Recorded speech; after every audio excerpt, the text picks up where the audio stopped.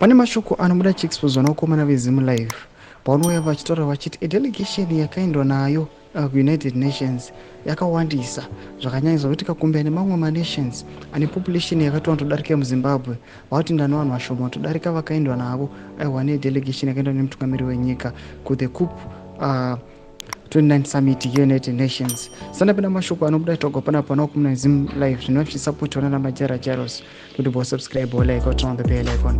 Tipina panapa muZimu Live vanobuda chiposta this picture muri kuona nenews akanzi munhu akapa tax bloated delegation of 238 people to UN climate summit.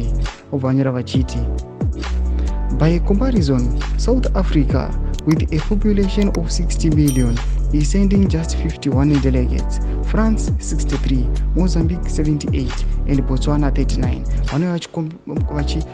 Compare neZimbabwe vachiti aiwa Zimbabwe kunyange ine population inodarika mamwe nations astate apo inoonekwa ichina delegation of 238 people to the UN climate summit. Panapo vanakomana namajara jasanoendera mberi vachiti I also took his relatives and Zim First Lady's relatives including their son Collins Mnangagwa with him. Takano korwa tsoka ndo mashoko anouya panapa vanhu vachikomplaina vachiti aiwa this delegation yanga yakanyanyisa.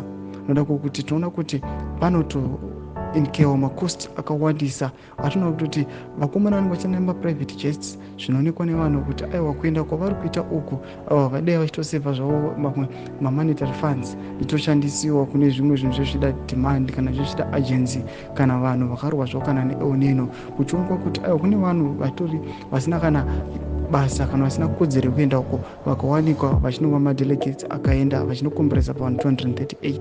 Tudze mafungiro enyu motodiwa pamusoro pechitiko ichi. Abvina kume section medu musaona subscribe or like, turn on the bell icon.